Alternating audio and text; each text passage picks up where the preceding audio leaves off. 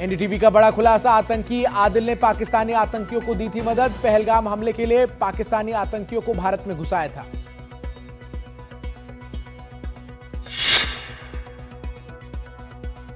पहलगाम हमले पर एनडीटीवी का एक्सक्लूसिव खुलासा, एनडीटीवी के पास 14 आतंकियों की लिस्ट।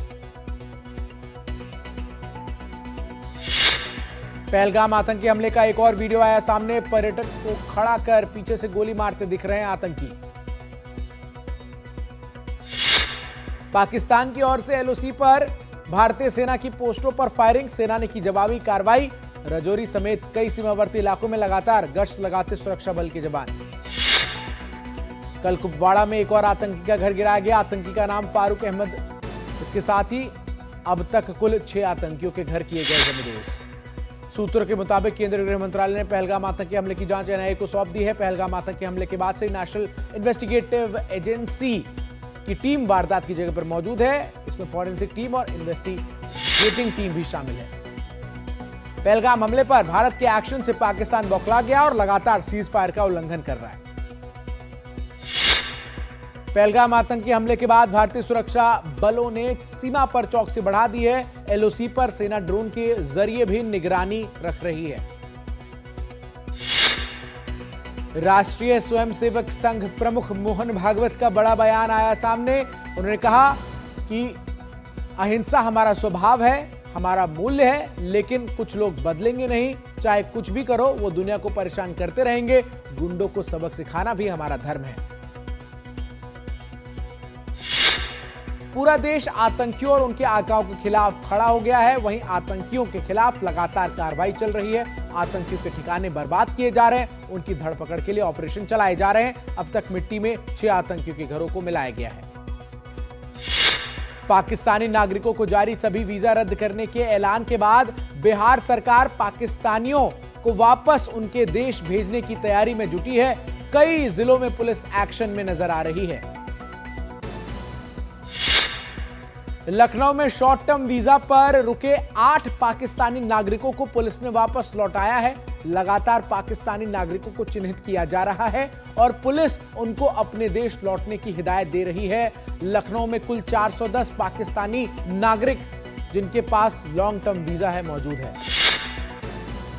जयपुर में लगातार दूसरे दिन हंगामा, विरोध प्रदर्शन कर रहे लोगों पर पुलिस का हल्का लाठीचार्ज। पोस्टर लगाने के विवाद में शुक्रवार को आमने सामने आए थे 2 पक्ष। कश्मीर में धीरे धीरे सामान्य हो रहे हैं हालात। डल झील में फिर से आने लगे पर्यटक शिकारा का आनंद लेते हुए आए नजर। पर्यटकों ने कहा उन्हें डर नहीं लग रहा। सपा प्रमुख अखिलेश यादव ने पहलगाम हमले के बाद सरकार पर सवाल किए। उन्होंने कहा कि सवाल यह नहीं कि हम किसके घर गए, सवाल यह है कि आतंकवादी हमारे घर कैसे आए। मुख्यमंत्री देवेंद्र फडणवीस ने भारत को धमकाने के लिए पाकिस्तान पर निशाना साधा। उन्होंने कहा है कि पाकिस्तान के पास खाने के पैसे नहीं और परमाणु बम की बात कर रहे हैं। यहां लोग भूख से मर जाएंगे और वो परमाणु बम की बात करते रह जाएंगे। भोपाल गैंग रेप केस में पन्ना के एक आरोपी को गिरफ्तार किया गया है। अब कुल 3 आरोपियों की गिरफ्तारी हो चुकी है। 3 आरोपियों की अभी भी तलाश जारी है। पुलिस ने 3 अलग अलग शहरों में टीमें रवाना की है। नूह में दिल्ली मुंबई एक्सप्रेसवे पर कल बड़ा हादसा हुआ। तेज रफ्तार पिकअप वैन ने मारी थी टक्कर। हादसे में 8 सफाई कर्मचारियों की मौत हो गई, वहीं 5 गंभीर रूप से घायल हैं। पाकिस्तान के प्रधानमंत्री शहबाज शरीफ ने एक बार फिर गीदड़ भभकी दी है और कहा है कि वो सभी तरह के निष्पक्ष, पारदर्शी और तथ्यपरक जांच में हिस्सा लेने को तैयार हैं। साथ ही एक बार फिर इतने बड़े हमले के बाद शहबाज शरीफ ने कश्मीर का राग अलापा। ईरान और अमेरिका के बीच ओमान में तीसरे दौर की वार्ता पूरी हो गई है। इस वार्ता का फोकस ईरान का परमाणु कार्यक्रम है। अमेरिका तेहरान के परमाणु कार्यक्रम पर रोक लगाना चाहता है।